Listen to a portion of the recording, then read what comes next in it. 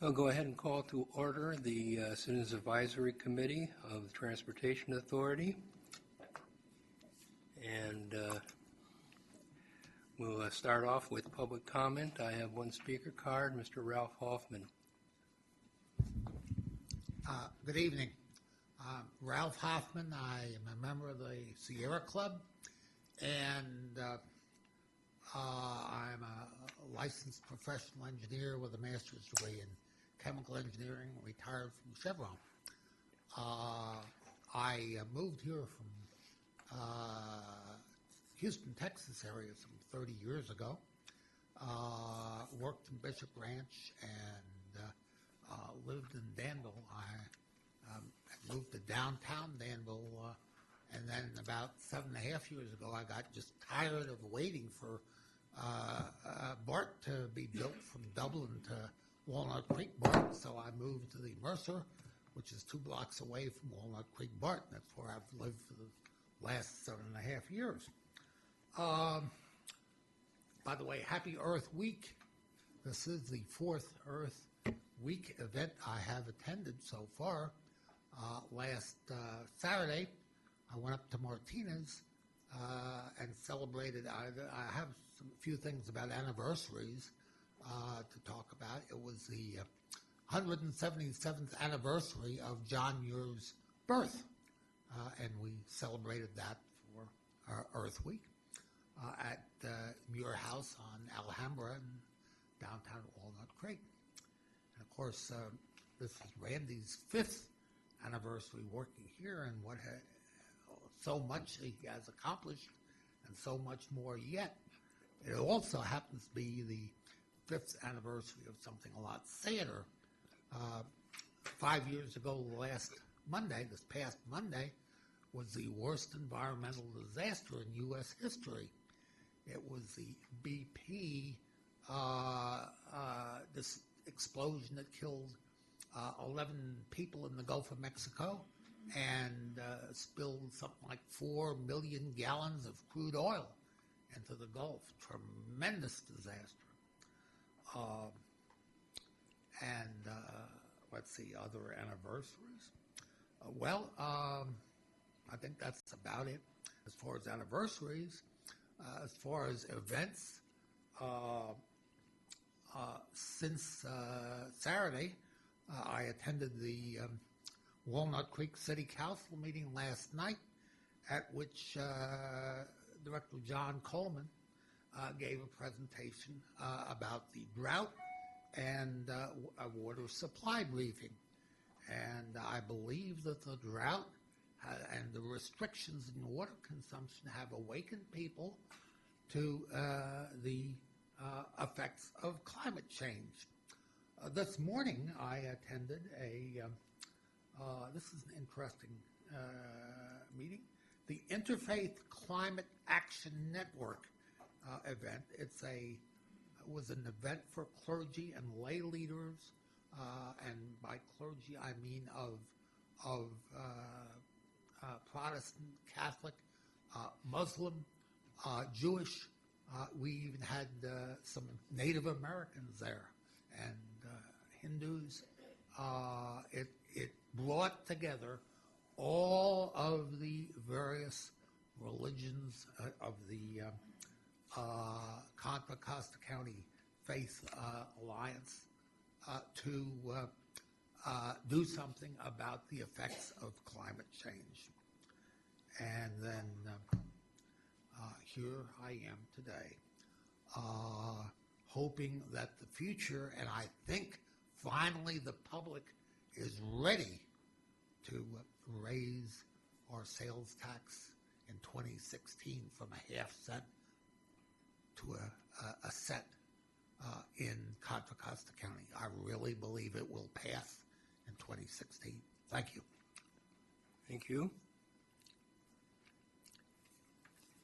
Move next to the approval of summary of actions from our last meeting.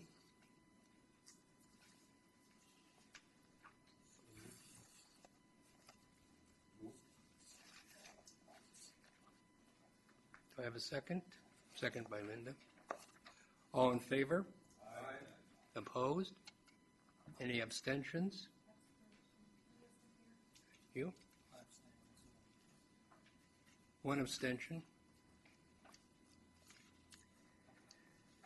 Okay, ask everybody to check their entry in the attendance log.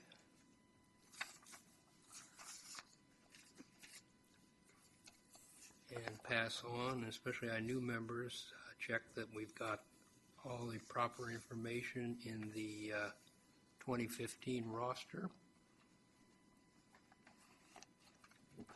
Are there any corrections there? No corrections, but in the future. No corrections, but in the future, I would like to have the address changed to a business address from a personal address. All right. Talk to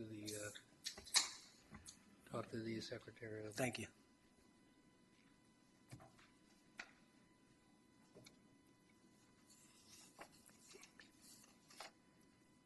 Okay, and there was also the meeting calendar, which is be staying fairly standard for our fourth Wednesdays. We'll move on to major discussion items. First, Mr. a Chair. presentation Mr. by Chair. Randall Iwasaki, our Authority's Executive Director. Sir, Oh, sorry. if I may, on the attendance log, I'm marked as absent for March, and actually, I don't think that should be a absence, or if so, it should be an excused absence. And Mr. Chair, how do I get your attention when I want to talk to you? I'm sorry. Actually, probably just speak up. Okay. I try to watch everybody, but sometimes I don't catch the people right to my sides. Okay, thank you very much. Yeah, it's not me personally. Or maybe it is. All right, go ahead, Mr. Iwasaki.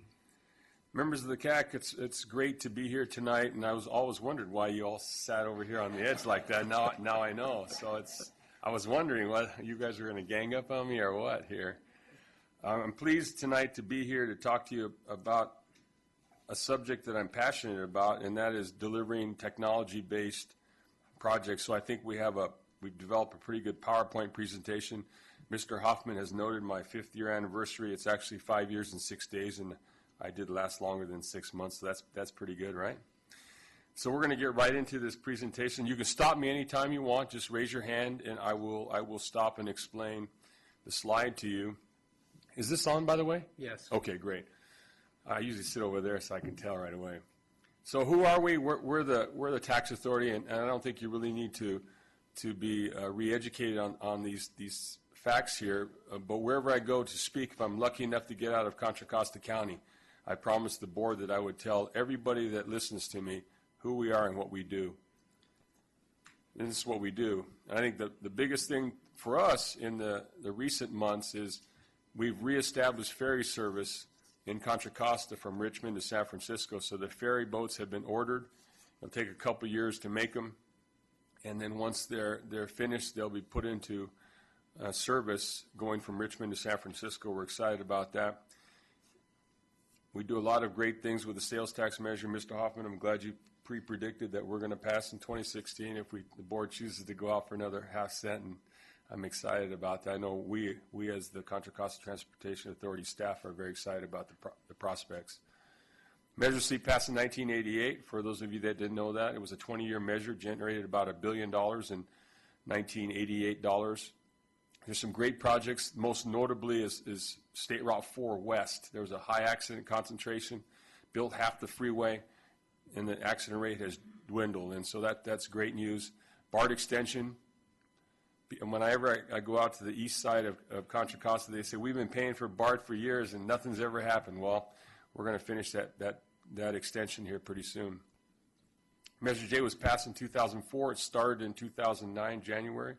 It's a 25-year measure, about $2.7 billion in 2004 dollars. These are some of the technology-based projects that we have underway. These are research, they're research-type projects. In this case, with City Share, we're testing the idea of a car-sharing program using electric vehicles along the Interstate 80 corridor around the BART stations. And so they'll have mobile solar-powered chargers for these so that you can't drive to Lake Tahoe in one of these. They won't make it. But you can certainly go get groceries or do business around that Interstate 80 corridor and get back and charge those vehicles up. And so we're excited about that. We got about $1 million grant on the climate change. We talk about reducing greenhouse gases. You know, we think this is one of the ways to do that. It's a different type of a fuel. In this case, it's battery. We use mobile applications on your smartphones. If you don't have a smartphone, you probably in the near future should get one because there's a lot of opportunities. It's the first most connected device to the internet, and that's your smartphone. And so we're trying to use that, leverage that technology to provide, in this case, we're trying to provide information to connect drivers with riders. So casual carpooling is a phenomenon that occurs on the West Coast and for sure here in San Francisco, Houston. It's called slugging on the East Coast. But there's an indefinite advantage for two people get into a complete stranger's car as they go across the Bay Bridge. In the old days, they got free tolling. They didn't have to pay a toll. I have a question about Sure. that. I did use Karma before, and it works. But you said something really interesting, a complete stranger. And there's safety issues with that. And has anybody seen any problems with that yet? And is there a way to ameliorate that?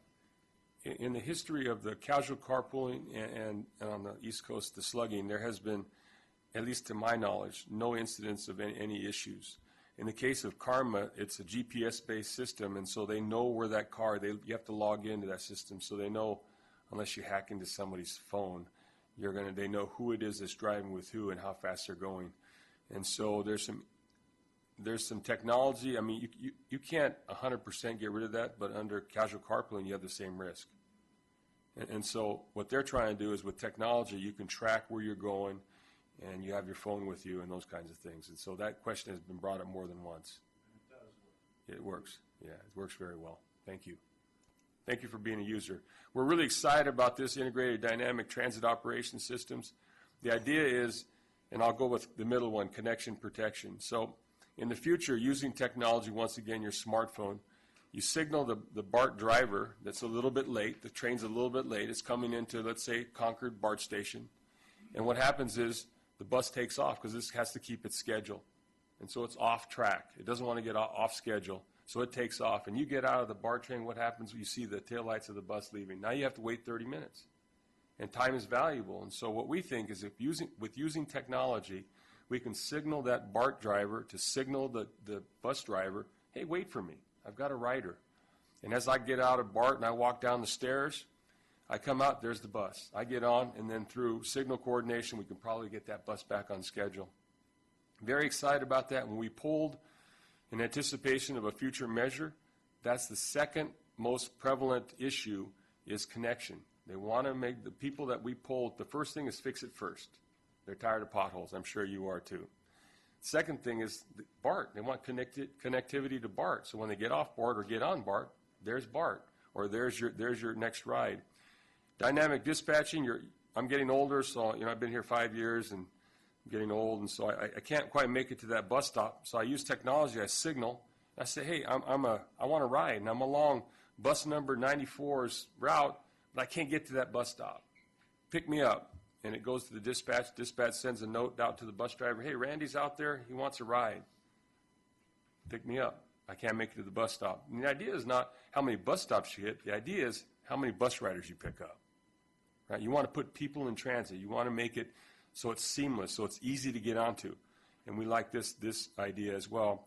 And then dynamic ride sharing is when you do get to the end of the line and you've got that last mile, you don't want to walk a mile. And so we're trying to figure out a way using taxi cabs, Uber, Lyft to get you down home or to your appointment. And so this is about a $500,000 grant from Caltrans that we're partnering with Tri-Delta Transit, Contra Costa Transportation Authority, and Caltrans, and UC Berkeley. If you've driven along Interstate 80 heading westbound, you'll see these gantries the sign structure, that sign structure right there going across Interstate 80. So in the future, number 1 lane's on the inside. You call it the fast lane. Outside lane, the slow lane, that's the 4th lane. So in the future, if you have an incident in 2nd lane, this is going to be a red X. And so the idea is to give you advance warning, hey, you can stay in that lane, but you're not going to go very fast. And the idea is either move over or get off the freeway, and then we'll sync those signals along San Pablo Road and get you around the incident and back up onto Interstate 80 so you can continue on your way.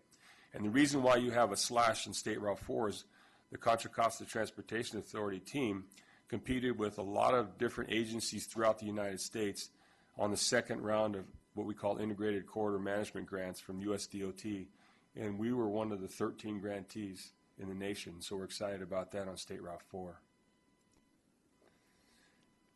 This application, you can download it. It's in the App Store. It's not on the Android side. It's on the iPhone side currently, Enlighten. And well, we checked today, Lindsay, and the guy with the Android from Google, he couldn't pick it up. So, I mean, if Google can't find it, I'm not sure I can. But anyway, this idea is, so when you get to a stoplight and it's red and you're sitting there, a lot of times you might want to know how long it's going to take before it goes green. So how much time do you have? You want to comb your hair or do whatever you do during those times. I know that the signal on my route to work, the signal at Treat northbound, getting off northbound 680 onto Treat, it's a 2.5-minute red. I timed it. But when I get there, I don't know how long I have to wait. In 2.5 minutes, if you don't know, that's a long time to wait at a red light. So the idea here is it's going to give you a countdown information. So if I get there and it's a minute and a half, I'll know it's a minute and a half, and then I don't have to pay attention. Because the last thing I want to do is not pay attention and be the first in line and then not take off right away. And I have a bunch of people mad at me behind me honking.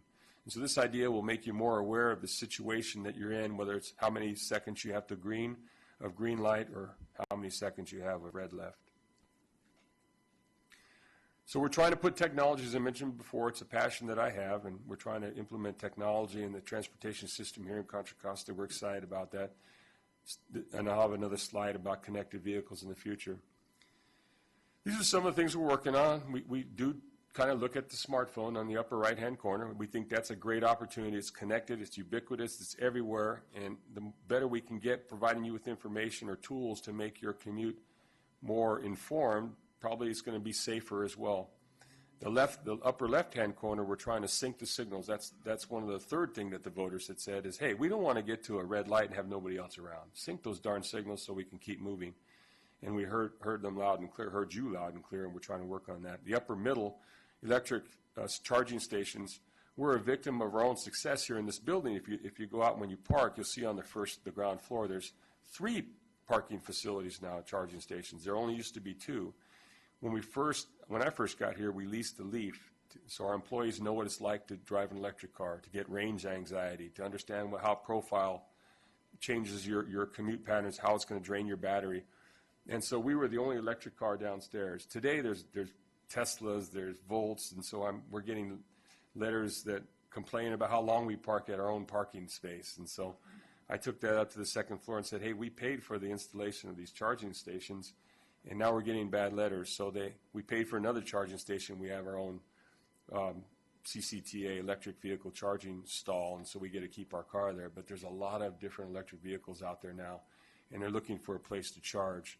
Lower left-hand corner, we're trying to make the future, those big signs and the infrastructure you see on the freeway, we're trying to make it so that it beams that information using a high frequency in through your infotainment systems in the future to let you know how many minutes to the destination you want to go to, or how to get into the hot lane or the express lane network heading down on 680 southbound, because it confused some people. So how much time savings, what's the toll, how to get into the toll lane, how to get out of the toll lane. It'll all map it out and provide that information right into your car. And the lower right-hand corner is connected vehicles, and I'll talk about that. So you all heard about the famous Google car, autonomous self-driving car. Excited about that technology. So is Google. It's very crowded up there in the airspace, and so what we're trying to do is we're trying to make sure that the next generation, called next-gen technology, will help make it more efficient use of the airspace that we have, but also so we don't have this kind of congestion at San Francisco International Airport. Amazon has said, we're going to drop your packages right on your doorstep using drones. A lot of people do think that right now the packages do pop miraculously onto your doorstep by drones, because they don't realize that all those trucks you see out there and all the trains that you see running through your communities, that's hauling all your packages to give you that next day delivery service. Mega ships on the right-hand side, that's the newest mega ship that carries the containers that brings the clothes and the vegetables and the commodities from overseas to the United States. That ship right there, I found out, is old technology. It's 4 football fields long and as wide as an 8-lane freeway. It carries 14,000 20-foot equivalent units stacked end to end. That's 56 miles. That's Carlsbad to San Diego. But that's the smaller one. There's a 20,000 TEU ship just like that, and that is stacked end to end from Contra Costa Transportation Authority to the state capitals, about 75 miles of 20-foot equivalent units stacked on it. Those ships are bigger than the Panama Canal when the locks are finished in the future. Hyperloop, Elon Musk. The rumor is I barbecue with Elon Musk on the weekends. You can spread that rumor. I believe it's true, but I've actually never barbecued with him. But that was the rumor. But Hyperloop, he suggests that maybe we use some kind of pressure, air pressure, to push a pod along to get you from San Francisco to Los Angeles for about $8 billion in lieu of high-speed rail. And so he's beginning a test facility somewhere. Where is that, Lindsay? Texas, somewhere in Texas. We wanted it here in Contra Costa, but I guess he went out to Texas.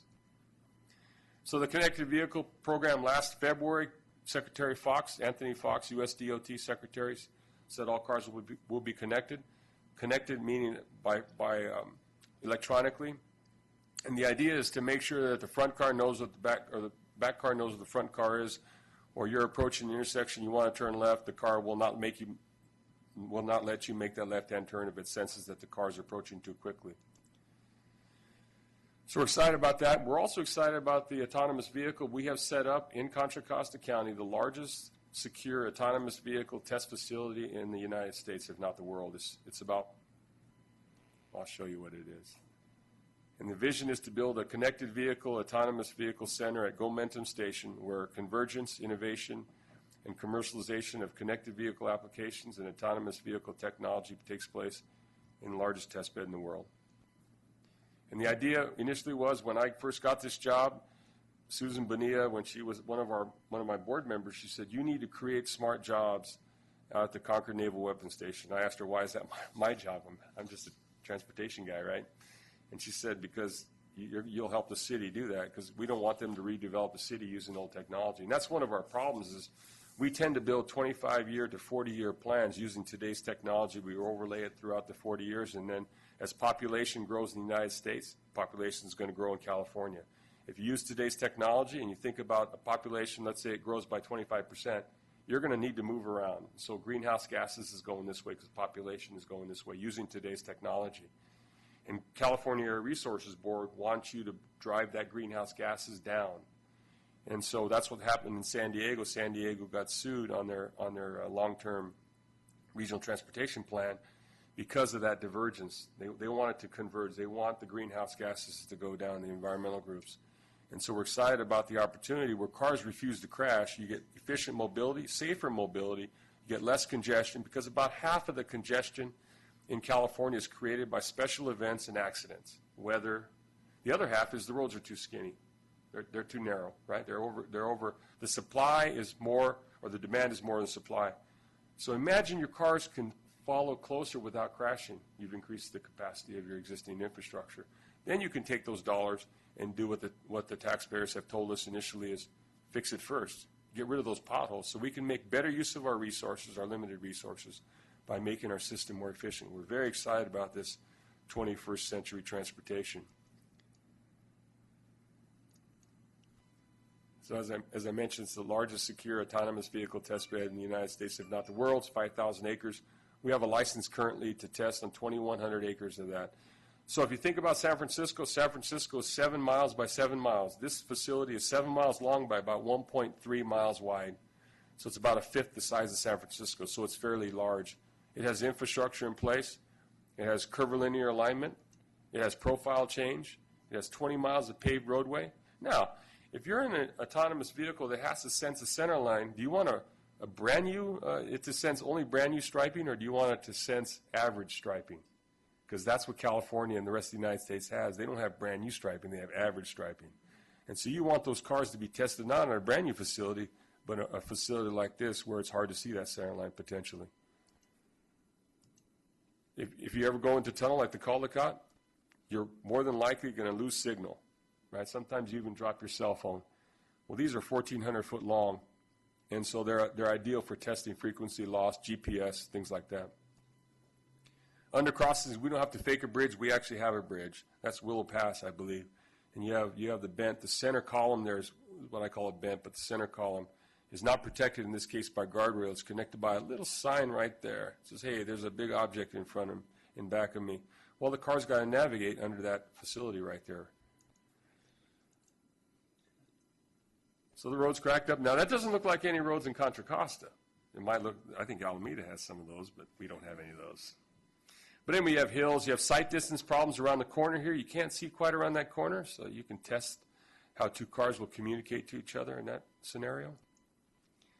So the munitions, the ammunition was carried by rail car, and so the rail tracks are in place. You do have to cross a few rail crossings as you commute around California and Contra Costa.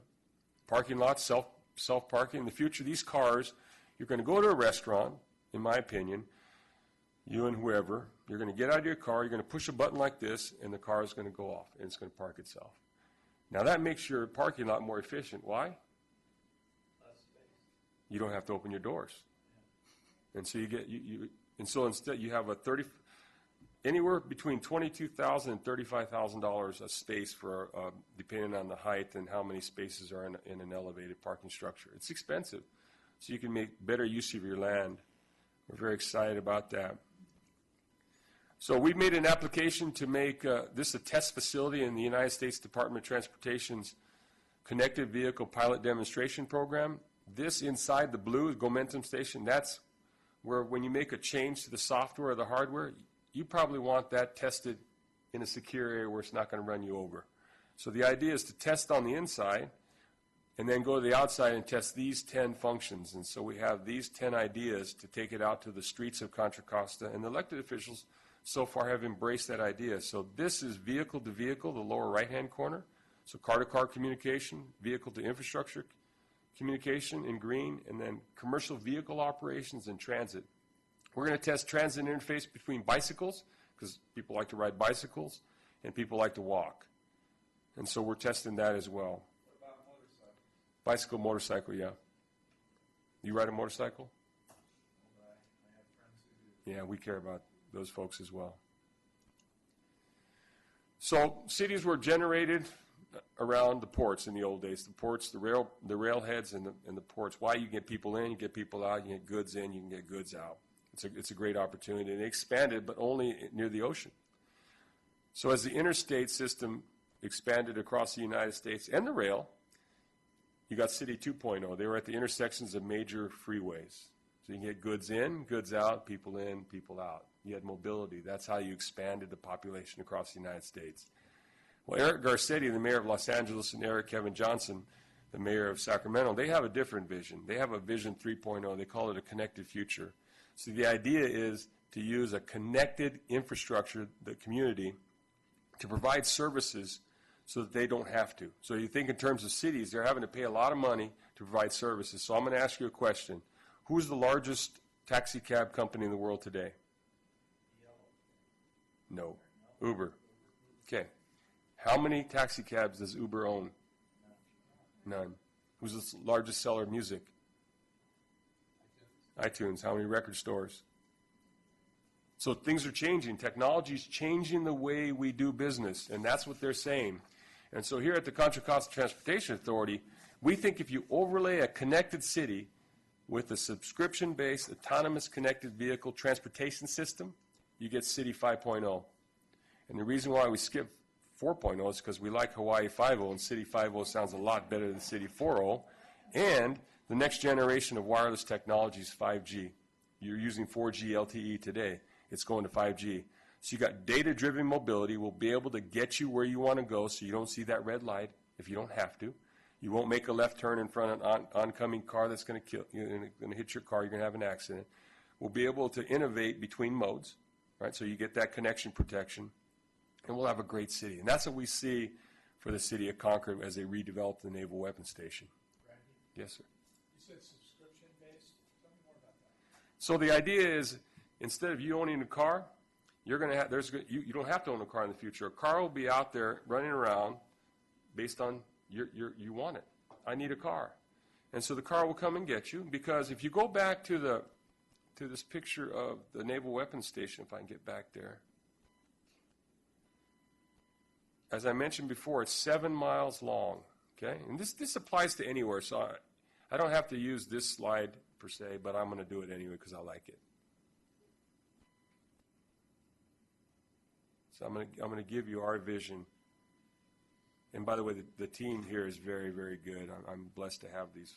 They're dreamers just like I am. They think big, and they have fun while they're delivering these products. So 7 miles across. So you buy a house over here. There's the BART station. That's where that $22,000 to $35,000 parking space is, right there. Are you going to walk 7, let's call it 5 miles? Are you going to ride a bicycle 5 miles? Because they're tearing all the railroad tracks out, so there's not going to be any light rail in here. You're going to drive a car. So you're going to park, and you're going to take one of those $22,000 to $35,000 parking spaces, and you're going to leave it there all day. Why not have some kind of electric charging facility where you have 25 electric vehicles? Now, these vehicles are lightweight, right, because they're not going to be going freeway speeds in this case for this first generation. They're going to be going a little bit slower. And so I hit my button on my smartphone. I say, come and get me. It's just like Uber. You'll see a little display, and you'll see the car as it's coming to get you, just like Uber's technology today. And we've taken it a little bit further. We're saying, well, come get me with advertising. So you're going to have to listen to some pitch man talk to you about buy this or buy that, but your ride will be subsidized. It's kind of like getting the regular Google. When you get regular Google, you get all these advertisements popping your way, right? But there's a better Google, but you have to pay for it, and you don't get all that advertising. Or you say, I want no advertising, so it's going to cost you whatever, $2. Now you don't have to own a car. It's not going to be parked there. You're going to make better use of your land because you can actually get rid of some of the parking. And that's kind of what we call a subscription-based autonomous vehicle or autonomous transportation system, is you can come and get me. We like that idea for buses. We're looking at partnering with a company called Bridge. It's a salon-based transit service. So come and get me. You might have to pay a little bit more, but you're going to get to where you want to go in less time, and time for some is money. So that's my technology presentation. That's, Lindsay and Matt and others helped. Like I said, I'm blessed to have a great team. They're just great. We have a pretty good team. There's 20 of us here, and we love doing what we do. That's why we come to work early and we leave. Is there any including chance, Diane. any chance of getting you to come out and give this same presentation at our city council meetings? Sure. Yeah, just let me know. Call Denise and book it, and we'll be out. Any questions? Randy, let me ask you this.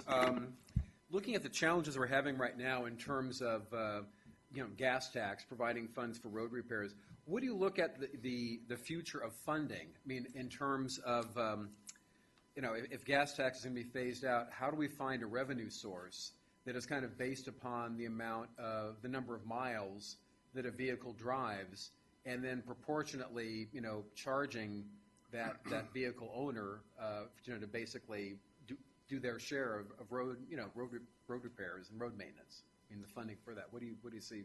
It's a great question. So when the gas tax was enacted by then President Dwight D. Eisenhower, you had 3 choices in buying a car. You had a Chrysler, you had a Ford, and you had a General Motors.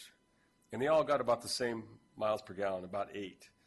And so no matter where you went, you're going to pay the same amount. So it was a user tax. What's happened is with the proliferation of hybrid, with the proliferation of electric vehicles, some people aren't paying, and so that's created a disparate situation.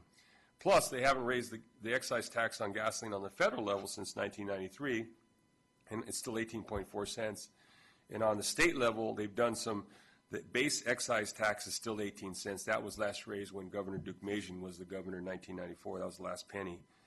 And then the sales tax on gasoline has gone over, and so it's about 50 some odd cents, but it hasn't been raised in a long time, and the buying power is eroded for sure. So what the California Transportation Commission has done is they've created a road charge subcommittee. They call it, Jim Madaffer is the newest CTC, California Transportation Commission commissioner from San Diego, and he's heading up that, and they're looking at some kind of road charge. Currently, it's like a vehicle miles traveled tax. But they actually asked for me, and I created a panel of autonomous vehicle experts to come down and give a presentation to the road user technical advisory committee down in Southern California, because they're wrestling with some of the same issues of privacy, cybersecurity. When cars talk to each other, you want to make sure that when Lindsay's car sends my car a packet of information, it's really Lindsay's car and not Matt Kelly hacking into Lindsay's car and sending some phony information, right? So cybersecurity is a big issue. Privacy is a big issue, and they're wrestling with those issues right now. But they are at least taking a look at a new way of making sure that we have enough revenue to maintain our streets and our highways and our bridges. You're welcome. I wanted to just say thank you for taking the time to, give me a briefing earlier, and congratulations on your 5th year. Thank you. One of the concerns that I have, it's a lot of really good work going on in my area, in Antioch. The connection between BART and the facility that's being built out on Hillcrest, the widening of Highway 4, just all kind of potential. But the thing that I don't see is a lot of, and you mentioned it earlier, your predecessor or someone told you about economic development. So I'm wondering, what can we do to assure that some of those opportunities become local opportunities in Antioch, whether it's apprenticeship opportunities or, those types, and what way can I, as a representative, help you bring something like that to fruition? So what? And I'll ask you my last question. Okay. Is it possible to get the presentation in writing that we just saw? A copy Yes. of it. You want a copy of that? Absolutely. Yeah, it'll be posted. We can Okay. post that, no problem. Thank you. It's a big file. It's a big file, and there's one picture that we've got to take. So we'll give you a shorter version, but with the same information. Just the highlights would be fine. Yeah, we'll get you that. So when you do building of infrastructure, we're investing about $1.3 billion in State Route 4, extending BART, widening State Route 4. Actually, we broke ground a little bit after I got here on the first package. There's 5 packages between Antioch and Pittsburgh, and then we have the interchange there at 164 under construction. We just finished Sand Creek, and then we're moving utilities on Balfour all the way out to that end of that project where we'll build the last structure.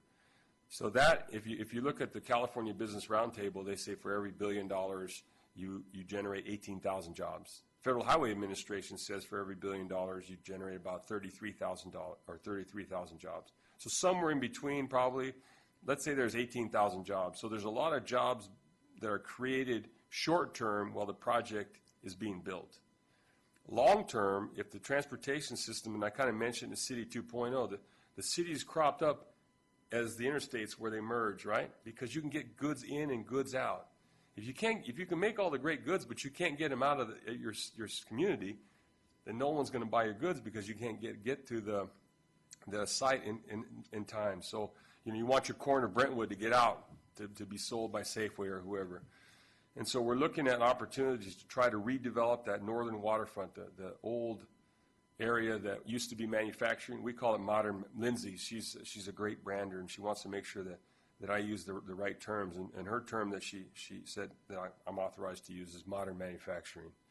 And so we're trying to make sure that we bring in the right manufacturing companies that are careful with the environment, but they can create long, sustainable jobs. In the case of the Gomentum Station, I failed to mention, Concord High School is right there, right against the gate, right against the fence of the Naval Weapons Station. So I called Washington, D.C., and talked to Assistant Secretary Greg Winfrey, who's in charge of research. And you ask, what does research have to do with this? Well, they have a University Transportation Center program, and UC Berkeley is the UTC in California, one of them.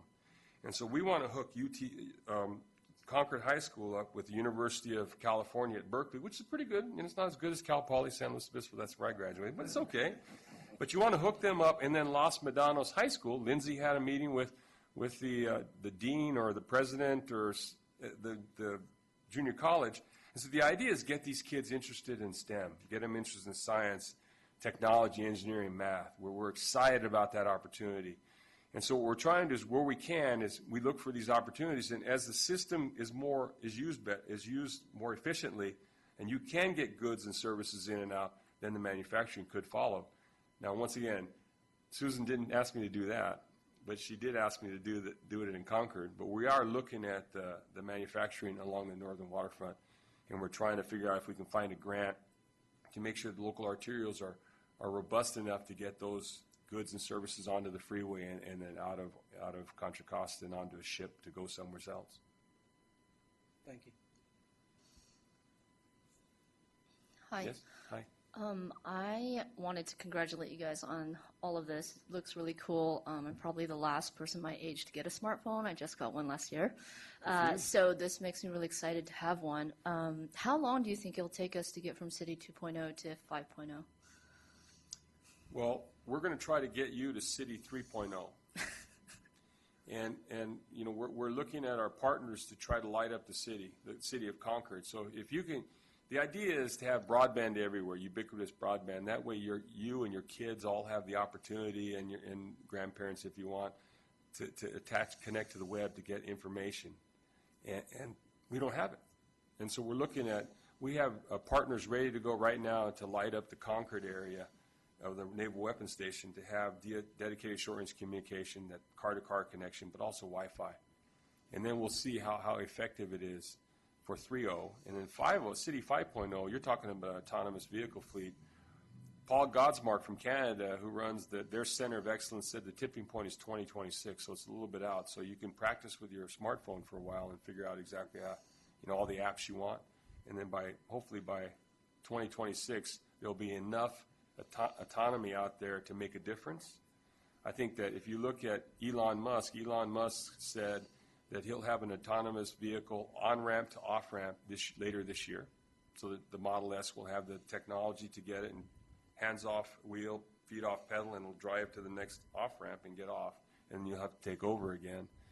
And then Nissan said by the year 2020 they'll have an autonomous vehicle. Google said they'll have something by 2018. So you have all this momentum. I think one of the things that I learned, and this, a friend of mine, Larry Burns, who used to be the vice president of General Motors Research, he said, think big, take small steps, make sure you go about it the right way, and then learn while you're doing it. And so that's really what we're trying to do, is we're trying to push the technology because it is pretty cool. And one of these days you can have a choice of buying a car for $25,000 that you have to drive, or because it's lighter, maybe a car for $20,000 that you don't have to drive, or better yet, you don't have to own a car in the future. So I failed to mention some of our partners on the test bed currently are Mercedes-Benz. The latest one that we signed March 31st is Honda. And then we just signed an insurance company that we'll do a press release on here shortly. So the insurance companies are also figuring out, well, if the cars don't crash, where's our business model? And so, and the other thing is, when they do their testing at the Naval Weapons Station, they're an hour away from Sacramento, and they're 38 miles north of, or we're 38 miles north of Silicon Valley. So they're more than likely going to store their vehicles in the Concord, Pleasant Hill area. So they're going to look for space. And so then they can start building mini research centers. And then in the Naval Weapons Station, the redevelopment, they're looking for a tech center or a university. And so we're trying to hook them up with the UC system, or it could be a state college. Maybe Cal Poly. Maybe Cal Poly, exactly. All right, thanks. Randy, one other question, kind of unrelated, but I just read in the paper earlier this week that while we're looking at, of course, putting on the an additional transportation sales tax measure on the November 16 ballot, it looks like BART is also looking at putting a parcel tax measure on the same ballot. And I'm just wondering, does that concern you, or do you think could be some synergy to have people recognize here in Contra Costa County the importance of passing both?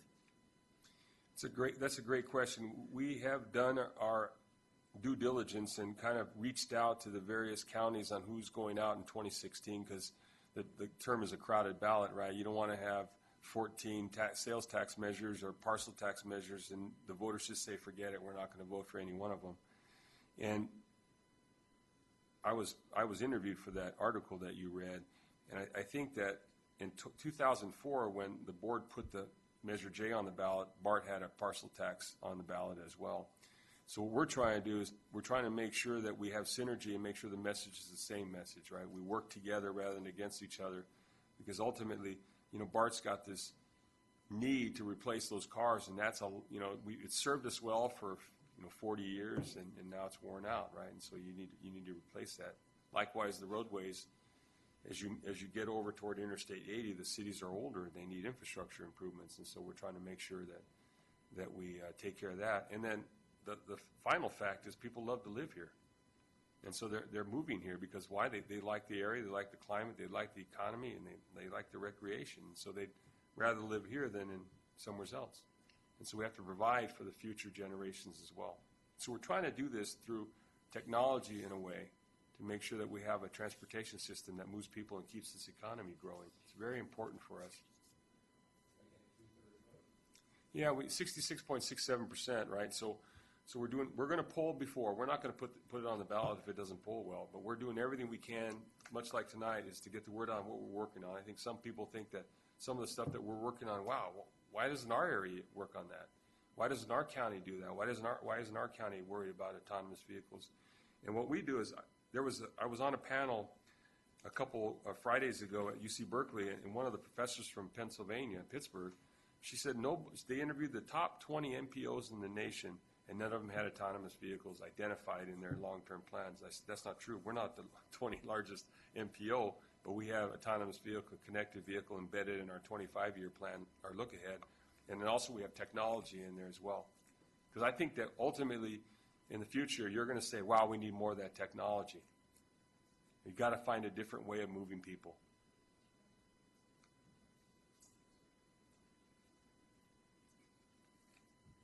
Thank you for your attention. I appreciate it. I have one question, dropping back to some of the more near-term concerns. You talked about traffic signal synchronization. That's mainly a local function. Are you talking about a grant program or helping them with some new technology? So we're going up to $20 million from the United States Department of Transportation to make a connected vehicle pilot demonstration program. We like Ignacio Valley because it starts out as 6-lane arterial, goes to 4, and ultimately to a rural 2-lane road. Then it connects ultimately up there to State Route 4. Bring it around to Interstate 680 or 80, and we can test freeway, state highway, 6-lane arterial, 4-lane rural road, and 2-lane rural road. And then our other partner is Silicon Valley, and they're using Tasman, and they're using the Cisco campus. They're 8-lane arterials. So we've got the hard part for testing this technology is not on the freeways, but it's on local roads. So embedded in that $20 million is an upgrade to all the controllers. So once you prove that you can move more people safely, including cross-traffic and pedestrians, we're going to try to find the dollars to change those controllers out so we can get those lights signaled and make them adaptive so they all move more people through and make sure the pedestrians can cross the road safely as well. So you're talking about some of that money for the local transportation net as well? That $20 million is going to all go on the local road, Okay. more than likely. We care about the local agencies, too. You're welcome. Thank you for your attention.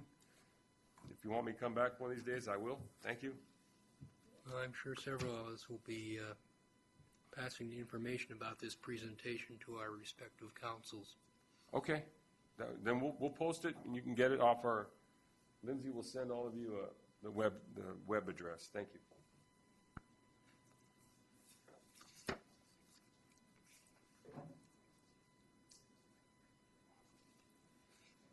Okay, we move on to our second item, which is the review of the Town of Danville's calendar years 2012 and 2013 Growth Management Program Compliance Checklist.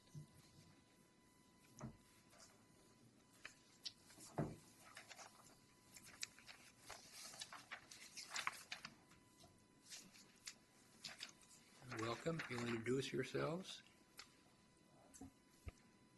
Thank you. It was a very impressive presentation. I'm wondering if it's too late to become a transportation planner. So it's a little more exciting than building out our community, worrying about where to find a McDonald's. My name's Kevin Gailey. I'm the Chief of Planning for the town of Danville. My name is Andy Dillard. I'm the traffic engineering associate with the town.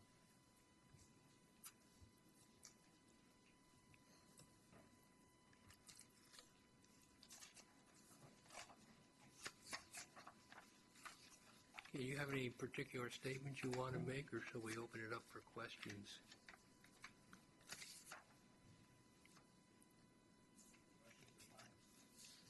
Okay. I have a question. First of all, thank you for being here tonight. And my question is regarding affordable housing and your policy. I know in downtown Danville, there's the Danville Hotel, and it's mentioned here that that you're building the mixed-use community. So you have commercial on the bottom, and you have residential, I believe, on the top. But there was a portion of that called for affordable housing, and I believe in the town of Danville, you allow them to build their affordable housing in another location. Is that correct? The Danville Hotel project was approved with the flexibility of going between 16 and 18 units. Okay. And initially, they were going to do 16 units all over the new commercial.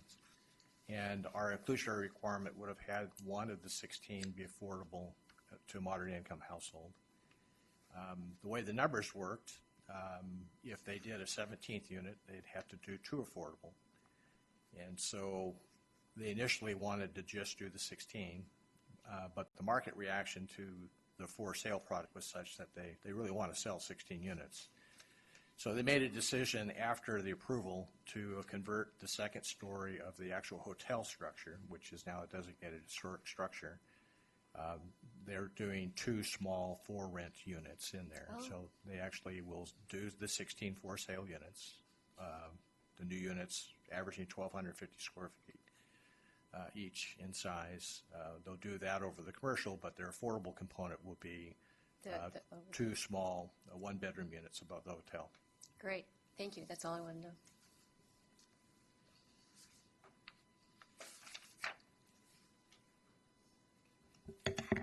I have a question. And in order to be able to be considered for a low housing income unit, what's the annual income?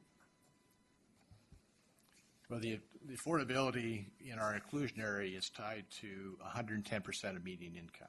So you're probably aware that median income is not for Danville, it's not for Contra Costa County. Median income is for all of Alameda and Contra Costa County together. So the numbers that are published for Concord or Alameda, they're all the same because the standard metropolitan statistical area that's used for incomes is all of Alameda and Contra Costa County together.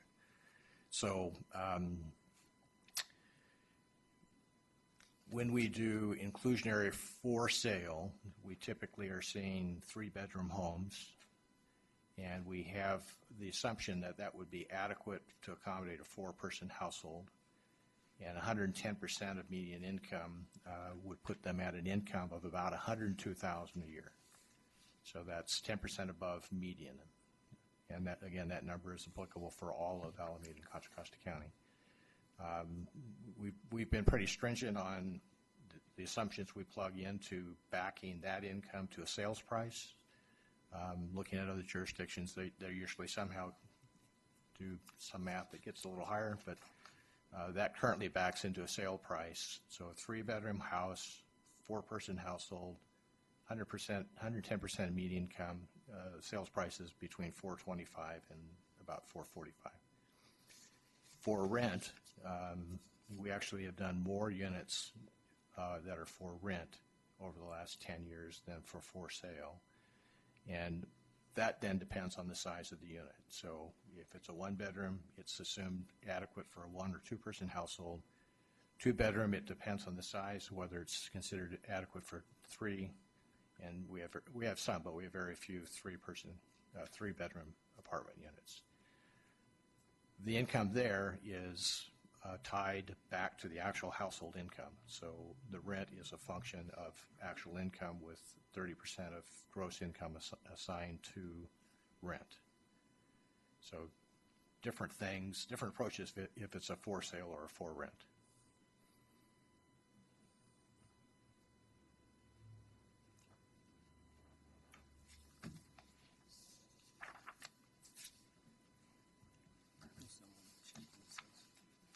Any other questions?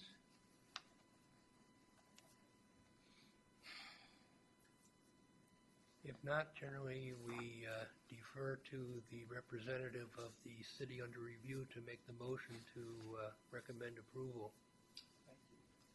Do I have a second? Second. Mr. Evans? All right, all in favor? Aye. Opposed?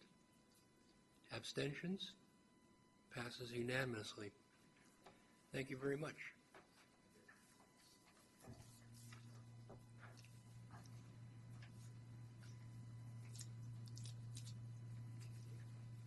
Okay, I have distributed my usual review of the last authority board meeting. I'm not going to go over it in detail.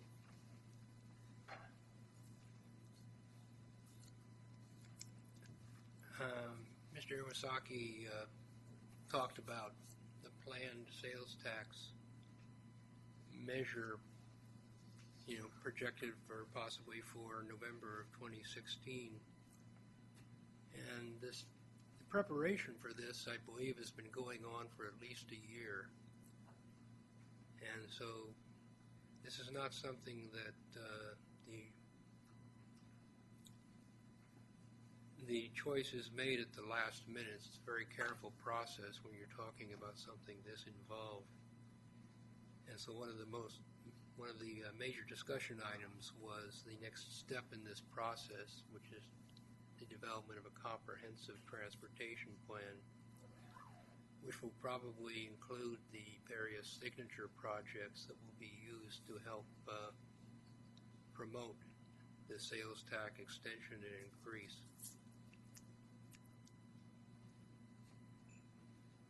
So that's the kind of thing that is going on a very long-term basis. Having covered this authority for some years, I've seen how ideas make their way through the process.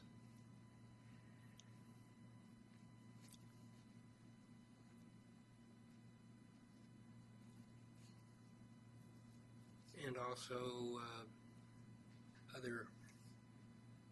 one of the other regular agenda items was a fair amount of discussion on the I-680 System Corridor Management Plan, because the operational analysis of this plan is an advancement over previous methods of operational analysis, and begin to bring in some of the recent developments about Senate Bill 375 and Assembly Bill 32, which are making changes to the planning environment. So again, it's another way in which this authority remains cutting edge, not only just laying concrete, but looking how to do things better in the future, how to fit in with the legislative goals of also achieving clean air.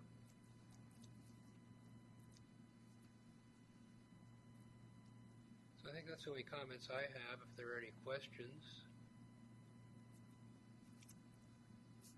Yeah, I have a question. When they get that naval weapons station set up going, is there a way we can get to go have a tour, see how things are run? Well, you would have to address that too. That'd be like way cool, man. Currently, the naval weapons station's under the control of the U.S. Navy. So if you remember that chart, up on the upper left-hand corner, there's a deep water channel. It's the only secure deep water channel on the western side of the United States. So the Army has that. So the Navy owns most of it, and the Army owns a little piece of it right by the water there. So we're having a issue now of getting on the base. So when that clears up, and you see that, we'll make an invitation. If we can get all of you out there, that'd be great. Especially if Honda was out there driving their car. They have some pretty nice looking cars. I'll stop looking out as I go by on the BART, looking for those cars. You know, when they start testing, we want you there. We want you there because you'll be amazed. My question is, I think the last time we spoke a little bit about this, I'm just wondering, is there a comprehensive outreach plan for communities to kind of bring this to the attention of the different areas? Yes, so, you know, Stephen was talking about the comprehensive countywide transportation plan.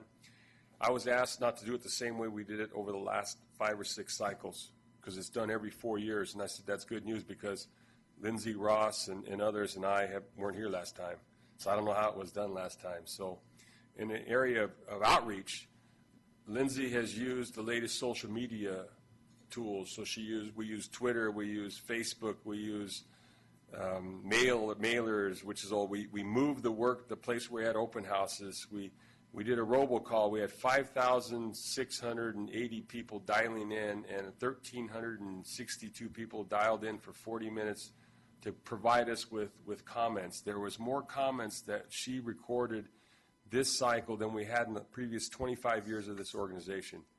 So we are really mining our tools to make sure that we get the word out, because it's hard. We're only 20 people, so we'll go where, if you want us to give a presentation to any one of your cities, we'll go, and we'll make that conversation. But we also want to get to the young voter, the old voter, the in-between voters. We want to get to everybody to talk about what is it that you want, and then talk about this new generation of technology.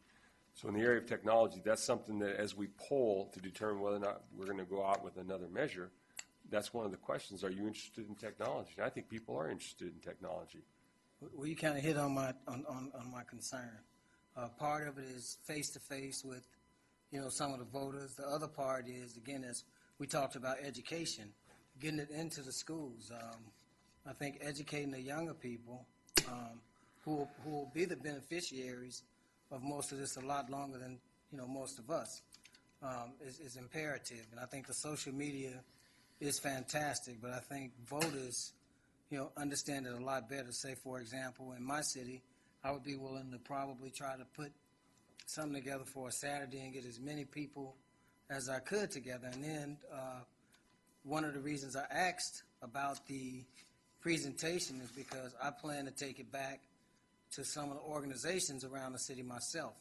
And that's why, when you talked about it, I said I would need a much shorter version.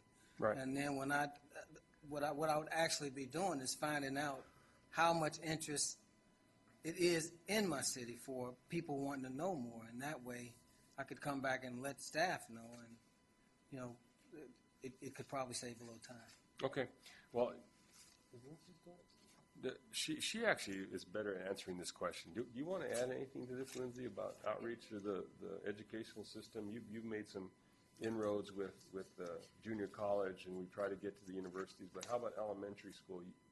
Well, I just really quickly, we do partner with 511 Contra Costa, which visits a lot of elementary schools throughout the county to do outreach on bicycle safety and how to get to work. They fund a lot of programs, so we've been talking with them about how they can help carry messaging about what we do and the types of programs that we help fund to make it a little more real. I think that's been our big challenge. I've been before this body before, and I know you're a new member, so welcome, to kind of talk a little bit about the fact that people don't know who we are. They haven't generally heard of us, so our big challenge is how we make the work that we do relevant to people's everyday lives, so they see that, they're really getting a good value by investing in their own transportation system, that we're delivering on the promises that we made them. And we will be back before you. I will be back before you shortly, I'm sure, to talk about how we plan to do outreach and education for some of the new project ideas and programs that we're thinking of putting in place. And we will be asking for your help. When we did the countywide transportation plan, we had a stakeholder toolkit. So we gave all of you PowerPoint presentations, social media posts, short videos, that sort of stuff. And so we'll be sure, as we post Randy's presentation, I'll be sure that we send out kind of the results of what we heard from that initial effort, just to keep you involved and try to give you some tools to help us share the message, because we could use as much help as possible. Thank you. A comment here, you mentioned elementary schools. I can see a great opportunity here to go to the high schools and to encourage the development of high school students into the technical engineering professional fields to become the next operators of this system. And the high schools certainly appear to me to be a great place to take this. I know in the Martinez school system, they've done some tremendous things recently in getting those kind of programs going. And I'm sure there'd be a great interest there. Thank you. We'll be sure we try to reach out to all levels. Really quickly, I'm part of the group Bike Concord, and we're associated with Bike East Bay. We're throwing the Bike to Work Day after event, and it's right in downtown Concord. And if you need a booth, let me know, because we have room for more tents. Thank you. We're actually hosting the Bike to Work Day station right here at the intersection of the couple trails on that day. So I think by 7 o'clock I may not be willing to come staff another event. But I think that's a really great opportunity, and we'll probably take you up on that. We have some postcards or some other little materials that, if we can share and help get word out about what we do. And they're all geared towards Bike to Work Day. And we have some really cute, like, I Bike Cocoa stickers and stuff, just to help share the message. I think that would be really great. Yeah, if you want to give me anything, I'm happy to take it. Thank you.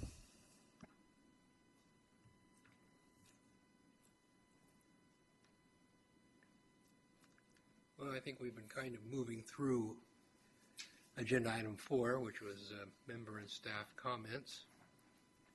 So anything more on that? We have nothing on correspondence news clippings that I know of. I have something from news clippings. Contra Costa Time, March of this year. The headline reads, "Restaurant closures dot Antioch Cityscape."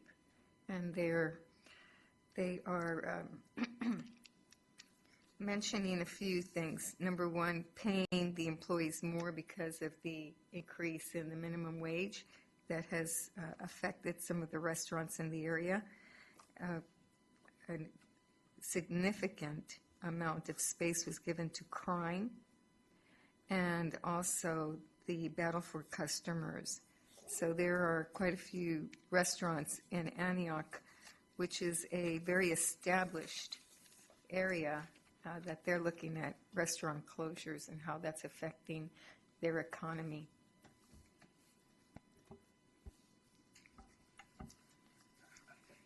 I would just like to comment on that a little bit. I had the opportunity to meet with the director a little earlier, and I think that all of the things that you mentioned certainly contribute to restaurant closing, but I think a lot of it might be the need for revitalization of certain areas of the city, as well as the increase in pay. But where I think the pay might have contributed, the pay increase might have contributed, I think that the eyesores of certain parts of our city and the dire need to develop it, to redevelop it, to make people want to come to the area is a big part of what's causing restaurants to close, because they are closing at an alarming rate. And some of it is probably due to poor planning as well. I think with the widening of Highway 4, the extension of BART, I think all of those things will contribute to hopefully revitalizing our city. And, just the need for economic opportunities, which is, again, why I would like to work with anybody that's willing to work with me to help find a way to create some additional employment opportunities, some economic opportunities. So, I read that same article, and thanks for bringing that up. It was very sad to read that article because Antioch is such a established, seasoned city with people who've been there generations. And so therefore, the restaurants are a hub for them for socializing. And to close those down, crime, we have crime everywhere. So the economic turnout didn't help with a lot of the houses in foreclosure. But I agree with you that if you address the areas in Antioch for redevelopment, you'll probably see a surge again. Another comment, there was rumor, maybe it's not rumor, that, and you mentioned something about ferries from Richmond, but there was also talk about a ferry from Antioch area or Bridgehead Road area also. Wow, you guys are really testing my range of knowledge here. So I was reading the newspaper one day, and there was arguments between Antioch planners and Senator DeSaulniers when he was a senator, and they were arguing in the paper. And so I sent Peter Engel over. He's our programs manager, and I said, "Go find out what's going on over there." And so he came back and he said, "Well, there's no real numbers. Antioch wants a ferry stop." So what I asked him to do, and he did a great job. He commissioned a report, a white paper, that turned out to be like 90 pages long. So it's not a white paper, it's white papers. But it had an extensive review using the models that they're doing today as far as how they staff and how they operate the ferry boats in the rest of, and it's called the Water Emergency Transit Authority or Agency, WETA, W-E-T-A. And WETA, they put an E in there for emergency management, okay? So the idea is if there's ever an earthquake or another natural disaster, you're going to have to get people out of the Bay Area. And so the idea was to create an emergency stop or a place for you to release people out through the ferry stop there in Antioch. So there are 4 proposed stops that they were studying in the environmental process. One is in Antioch, one is in Martinez, one is in Richmond, and one is in Hercules. And so if you think about going from Antioch to San Francisco, that's a 2-hour ride. And it has to have the right conditions, it has to be clear and all those kinds of things. You can't have haze and fog and I don't know all the rules there. But and then they do a ridership projection. So if the ridership isn't enough, then someone's going to have to subsidize the tolls. And so in Measure J, when Measure J passed, there's $45 million for ferry boats and the 2 stops that are identified are Hercules and Richmond. So Hercules looked at their numbers, Richmond looked at their numbers, the 2 cities got together through the WCTAC, the West Contra Costa Transportation Advisory Committee, and they decided, let's let the $45 million support 10 years of operations. So WETA is going to buy the 2 ships, ferry boats, using their dollars through another funding source, and then the measure's going to subsidize the operations. So Antioch looks, I think, it is a great opportunity to help have an anchor or redevelopment opportunity in downtown, because that's where the proposed stop is. But there's been no decision on whether or not they move forward. There has been a study. The revenue, we can have Peter give you a presentation if you're interested in that and show you the numbers. Yeah. But we did the study, so the study is there, and it doesn't assume any differences. It doesn't look for a different model in how you operate the transit system. It uses the current projections for ridership for Antioch, for Richmond, for Hercules, and for Martinez. And so, once again, we're pretty excited about the fact that we're reestablishing ferry service in Contra Costa. The last time we had ferry service is when the the Benicia Martinez Bridge wasn't built. And it was built to eliminate the final leg of ferry service here in Contra Costa. So we're excited about the opportunity. We've done the numbers, and we're going to bring ferry service back, but it's going to be from Richmond to San Francisco. Now, whether or not there's an intermodal kind of a link between, or a short leg between Antioch and let's say Richmond, I don't know. But that all has to be studied, and there's time to do that, because we're going to need some more revenue in order to make that a reality.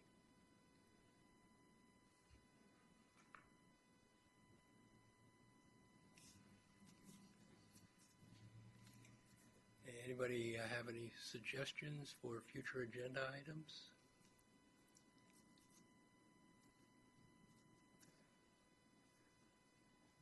I would still hope at some point we could get the gal back to, our gal over here to make the presentation about Clipper. I think there's a lot going on there, and especially we're very interested in East County as to how the progress is to extend Clipper to the Tri-Delta Transit buses. But in general, I saw it when she gave it to the authority board, and it was very interesting. Stephen, just wondering, do you think it would be useful or valuable to have a representative from either the BART board or, one of their administrators just, make a presentation to us to let us know a little bit more about what their plans are for that parcel tax measure in 2016? I mean, I'd just like to make sure that we all fully understand what the use of those funds would be in terms of the, in terms of maintenance, in terms of new equipment. I'd just like to, be a little better briefed on what they're planning. I don't know if that was really within the purview or of the FCCTA, or if that would be appropriate, but it just is something that would be of interest to me. Yeah, absolutely. So Grace, General Manager Grace Kruniken has made a presentation about BART needs, about the fact that the systems, the track, it's getting older, as well as the cars, and the electrical systems need to be updated. And so she has a great presentation on kind of the state of BART, and we can certainly invite her back to give a presentation to all of you. And Carol Kuster from MTC can give you an update on the expansion of the Clipper card, so that you don't have to carry 14 different cards in order to swap over. You want one, and so we were next in line, and I think they're making progress with it. I think they've accelerated the deployment. They've got to put the backroom operations and make sure they get the measurements for the equipment on the buses correct, because it's more than just Tri-Delta. It's also Triple CTA as well, and I think Westcat's going too. So we're excited about that. We can get Carol here. And any other topic, if you want, just let us know, and we'll be happy to get the speaker here. If you want to know about it, we'll bring it to you. We have a pretty good Lindsay does a good presentation on kind of the polling results. So how you already gave it? Okay, see? So good, you guys already asked for it. Wow. So any topic, if we can find the speaker, we'll bring the speaker in for you. Yeah, thank you.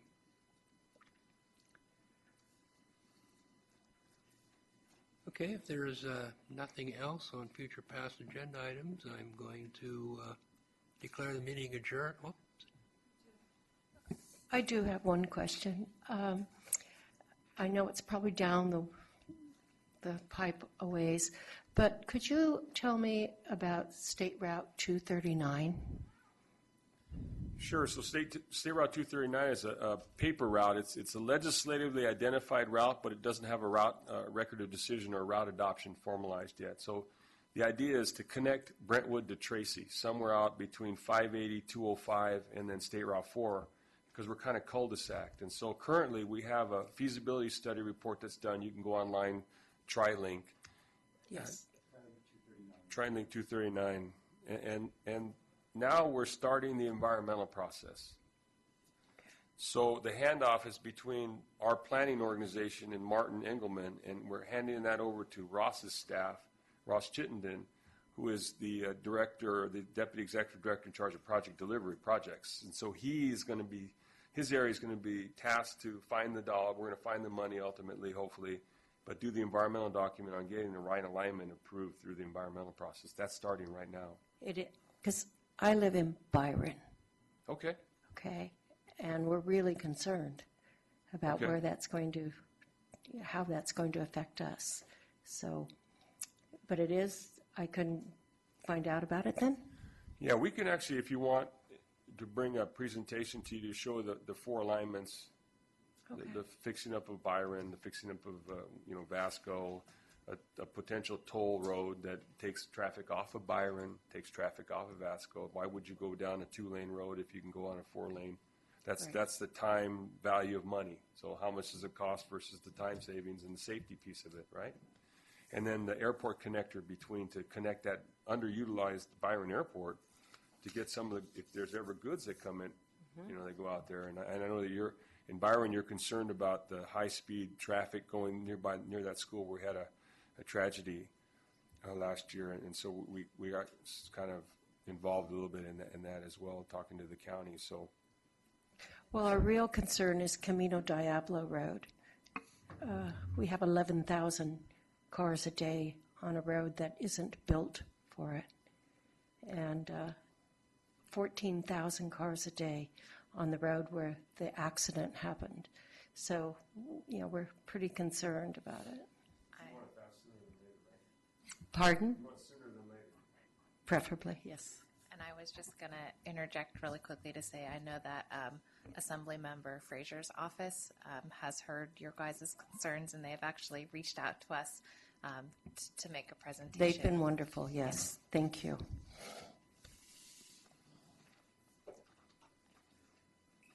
We'll go ahead and declare the meeting adjourned. I want to thank the staff members from the authority who've been here tonight. It's been very enlightening, very helpful.